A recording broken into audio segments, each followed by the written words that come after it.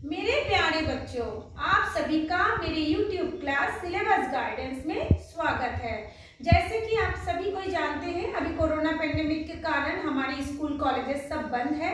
इस हालत पे हम सब ऑनलाइन क्लास कर रहे हैं। तो आज हमारा टॉपिक है जीरो ऑर्डर रिएक्शंस, शून्य कोटि की अभिक्रिया। तो शून्य कोटि की अभिक्रिया क्या है, इसको हम बोलेंगे कि शून्य का मतलब होता है जीरो। जीरो जैसे हम जानते हैं एक कोटि, कोटि का मीन्स होता है ऑर्डर, अभिक्रिया का मतलब होता है रिएक्शंस, है ना। तो वो अभिक्रिया जिसमें अभिकारक की दर सांद्रता पर निर्भर नहीं होता, है ना, उसको कहा जाता है शून्य कोटि की अभिक्रिया। फिर से मैं बता रही हूँ, वह अभिक्रिया जिसमें अभिक्रिया की दर अभिकारकों के सांद्रता पर निर्भर नहीं करता, उसको कहते हैं शून्य कोटि की अभिक्रिया। मान लीजिए हमने यहाँ पे लिखा है R, यहाँ पे लिखा है P।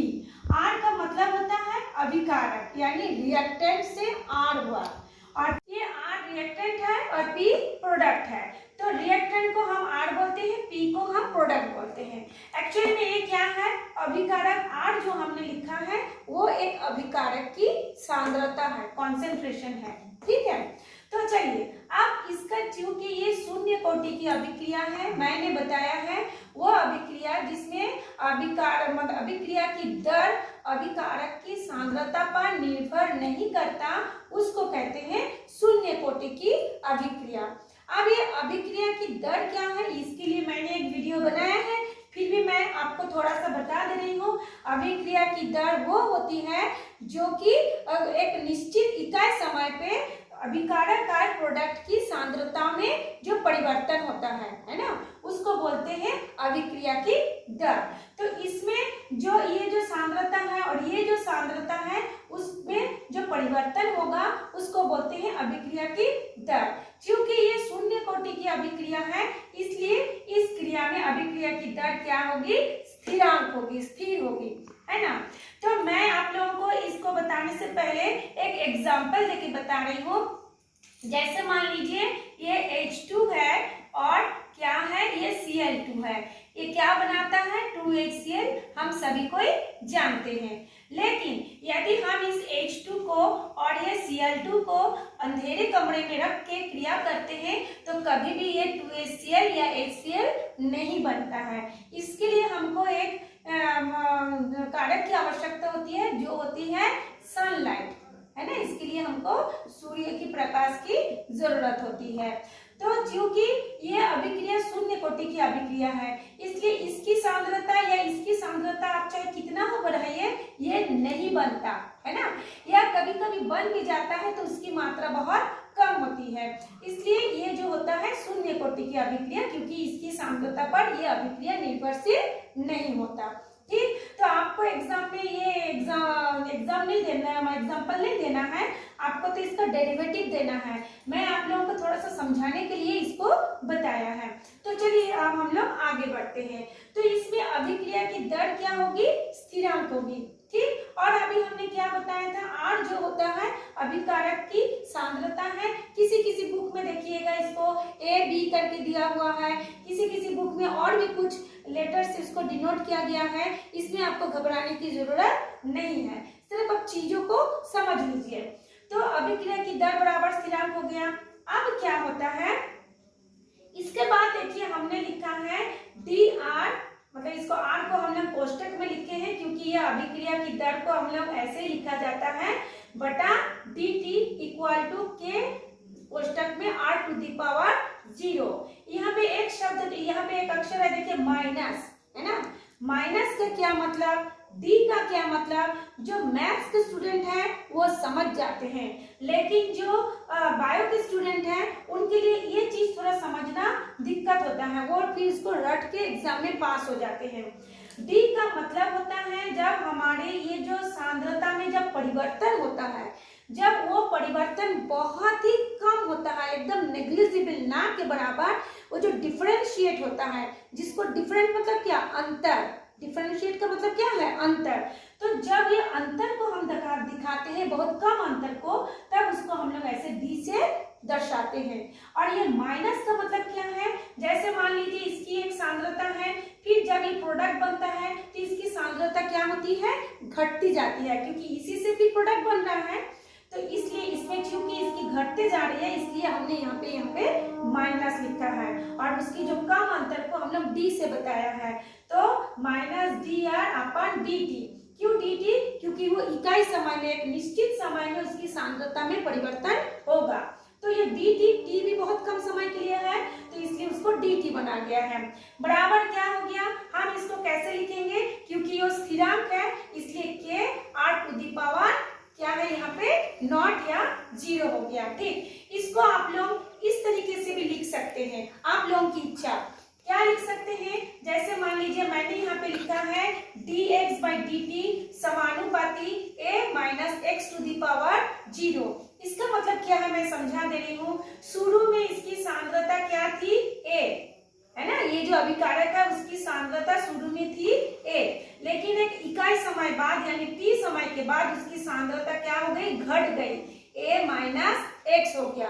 जब हमारे पास नंबर होता है तो हम बोलते हैं 10 में से 8 घट गया, 2 बचा, लेकिन यहाँ पर हमारे पास कोई नंबर नहीं है, इसलिए हम क्या बोलेंगे, dx अपन dt समानुपाती a minus x to the power 0। 0 इसलिए है क्योंकि ये अभिक्रिया की दर इसकी अभिकारक की सांद्रता पर निर्भर नहीं करता है। k जो होता है, k नॉट या k जो होता है वो क्या होता है, उसकी कांस्टेंट है ना, दर की कांस्टेंट। तो इस तरह से हम लोग लिख सकते हैं dx अपन dt equal to k naught, मैंने समानुपाती का चिन्ह को हटाएंगे तो k नॉट होगा a minus x to the power 0। तो आप इसको करके भी आगे बढ़ सकते हैं, या फिर हमने जो यहाँ पे इक्वेशन 1 लिखा है इससे भी आप इसको आगे बढ़ सकते हैं। तो चलिए हम शुरू से लेके करते हैं। देखिए इसमें क्या है, डी हमने क्या लिखा है, फिर देखिए यही वाला सेम लिख दिए हैं, माइनस डी आर अपन डी टी बराबर क्या लिखे हैं, के इंटू 1 बराबर के। ये आप बोलेंगे ये इंटू 1 कहाँ से आया, अकॉर्डिंग टू मैथ्स लॉ यदि किसी भी चीज का घातांक यदि 0 हो, एक्सपोनेंट यदि 0 होता है तो उसको 1 मान लेना पड़ता है। आप लोग 9th 10th में भी पढ़े होंगे, 8th क्लास में भी पढ़े होंगे, क्योंकि इसका घातांक 0 है इसलिए उसको हम लोग क्या मानेंगे, a, यानी k के साथ इसमें बीच में कुछ नहीं है, मतलब गुना का चिन्ह है, तो k इंटू 1 इक्वल टू क्या हो गया, k हो। चलो अच्छा, फिर देखिए यहाँ पे क्या इक्वल टू 1 हो गया। अब फिर हम लोग देखते हैं, ये देखिए माइनस डी आर, ये मैंने माइनस डी आर लिखा, ये जो डी टी है और इसके साथ हमने क्या किया, त्रियक गुना किया, तो डी टी त्रियक गुना करेंगे तो ये इक्वल टू लिख दिया, डी टी उधर चला गया, फिर इधर क्या था, के था, तो डी टी इंटू के हो गया।